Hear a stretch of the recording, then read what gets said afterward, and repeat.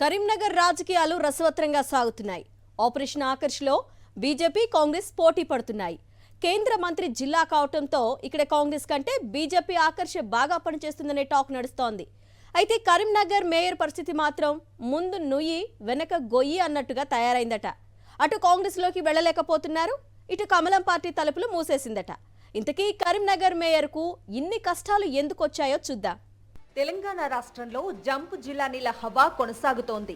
రాష్ట్రంలో బీఆర్ఎస్ అధికారంలోకి వచ్చినప్పటి నుంచి సాగుతున్న ఈ ఒరవడి కాంగ్రెస్ వచ్చాకైనా మారుతుందా అంటే మారకపోగా జంప్ జిల్లానీల సంస్కృతి రోజు రోజుకు పెరుగుతోంది. అయితే రాష్ట్రం మొత్తం ఒక విధంగా ఉంటే కరీంనగర్లో పూర్తి భిన్నమైన పరిస్థితి కనిపిస్తోంది.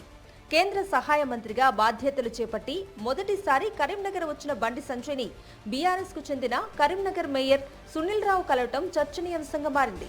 అంతకుముందే సంజయ్ రాకను స్వాగతిస్తూ సోషల్ మీడియాలో పైన కేసీఆర్ బొమ్మతో ఉన్న ఒక ఫోటోను పోస్ట్ చేశారు సునీల్ రావు. కొద్ది రోజుల క్రితం 44 మంది కార్పొరేటర్లతో కలిసి బండి సంజయ్ని కలిసి అభినందించారు మేయర్ సునీల్ రావు. ఈ భేటీతో మేయర్ సునీల్ రావు బీజేపీ బాట పడుతున్నట్లుగా ప్రచారం జరిగింది. ఈ ప్రచారం గురించి సునీల్ రావును సాక్షి టీవీ సంప్రదించినప్పుడు కొట్టి పారేయలేదు. తాను కేవలం నగర అభివృద్ధి కోసమే కలిసినట్లు చెప్పుకొచ్చారు. కానీ సునీల్ రావుతో పాటు కొందరు కార్పొరేటర్లు ఇప్పుడు బీజేపీ వైపు చూస్తుండగా బండి మాత్రం సందివ్వటం లేదనే టాక్ నడుస్తోంది.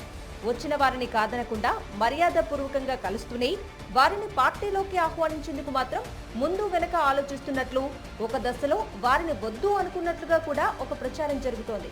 ఎలాగో మేయర్ కారు దిగబోతున్నారన్న ప్రచారం జరుగుతోంది కనుక ఒకవేళ తాను పార్టీలో కొనసాగినా గులాబీ బాస్కు పెద్దగా విశ్వాసమైతే ఉండకపోవచ్చని ఆయన భావిస్తున్నారు.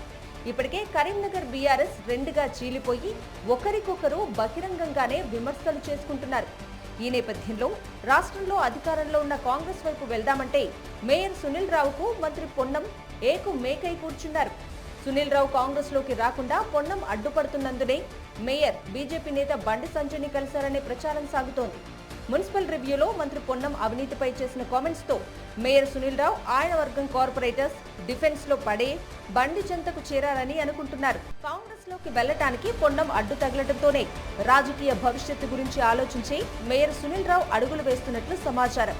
ఈ క్రమంలో కేంద్ర మంత్రి బండి కూడా అవకాశం ఇవ్వకపోవడంతో ఇప్పుడు ముందు నుయ్యి వెనక గొయ్యి అన్న చందంగా మేయర్ పరిస్థితి తయారైందట.